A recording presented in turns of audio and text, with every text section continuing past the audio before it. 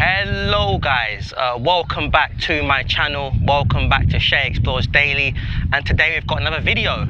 I am back in London and I'm doing a video that I promised to do 2 years ago. Behind me I've got the famous Kensington Palace. This building behind me is one of the official royal residences of London, and Princess Diana famously lived here until she sadly passed away. So we're going to go inside and explore the history, see what's there, and so on and so forth. If you enjoyed the video, don't forget to like, comment, share and subscribe. Let's go inside and have a look. So guys, I've come into the King's State Department. As you can see, it's got these really cool stairways here.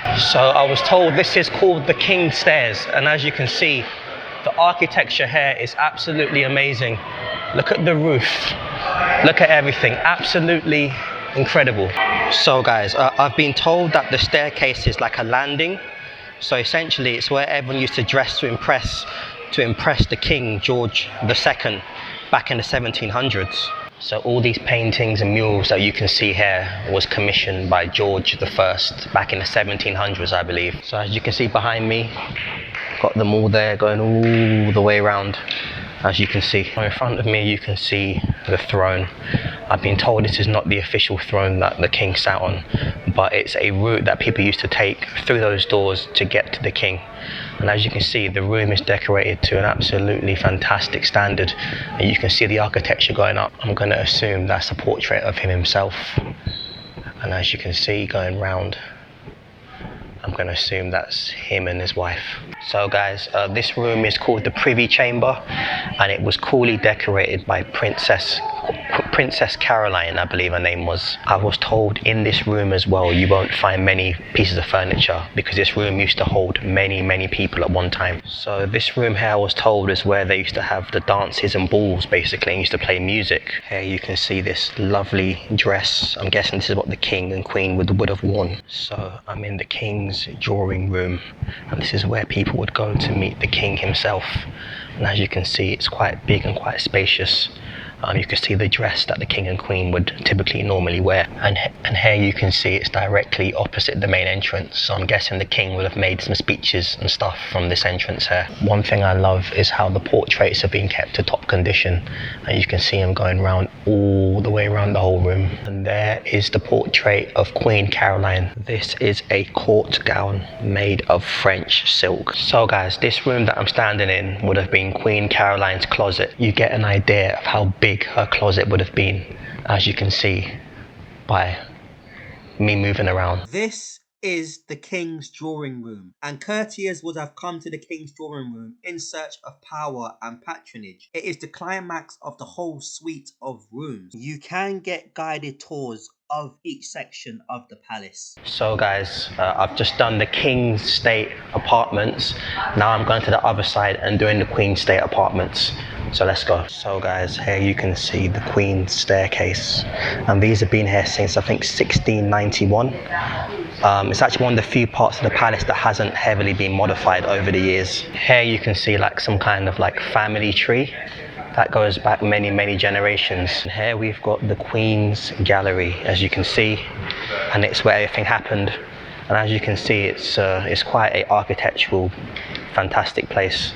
You've got fireplaces, you've got portraits, but you have to remember as well, guys, this is a very light room. It's been emptied, but imagine 300 years ago, the amount of things that was in here: clothes, tables, and God knows what else. So you can imagine how important this room was. Here you have some kind of bust of some kind of black person. It says that no one actually knows who it is of, but yeah, it's been here for quite a long time. Obviously it's not me. This is a painting or portrait of Peter the Great. This is the Queen's closet, obviously where all her clothes were held. So the lady in the portrait is not Mary, it's actually Anne, her younger sister. So in this room as well, the Queen would have had like servants or maids to help dress her. Here is the Queen's dining room, where they used to dine and sit down, etc. So as you can see, it's not the biggest dining hall at all, but there are lots of portraits and stuff, and I was told they were big on having meat. Queen Mary was big on eating meat. Yeah, so this is the Queen's bedroom where Mary died suddenly at the age of 32. Here we've got like this gallery of portraits, as you can see in this room, that goes all the way around like that. Got like these silk gowns, these cool socks. And that's like a what? That is a trumpet, I believe. These are the keys and I think the robes of someone called Lord Chamberlain.